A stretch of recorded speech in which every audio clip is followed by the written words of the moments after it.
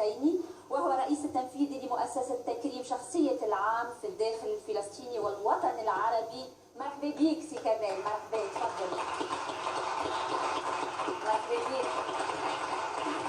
شكرا لك في عالم شديد. مرحبا. على راسي والله. يلا بدنا كيف يا جماعه؟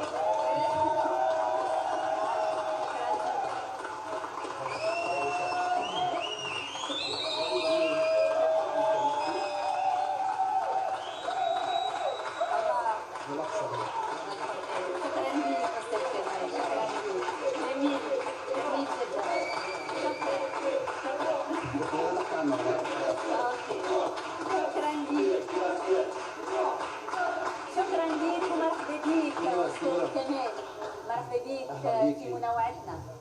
تحياتي اولا من القدس سلام، من اولى القبلتين وثالث الحرمين الشريفين، الى تونس الخضراء، الى تونس التي لها في كل قلب فلسطيني مكان، والى تونس التي نعشقها. عندما قرات لمحمود درويش قال كيف اشفى من عشق تونس، الان ادرك انني لن اشفى من عشق تونس، لن اشفى من عشق تونس.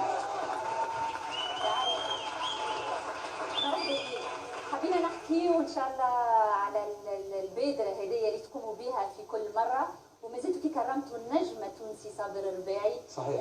كان تحكي لنا عن الاجواء كيفاش كانت؟ اولا سريعا، اذا كانت القاهره هي القلب النابض للوطن العربي، فهنا اقول بان تونس هي القلب الرئتين لكل الوطن العربي. اذا كانت تونس على ميران فكل الوطن العربي هو على ميران.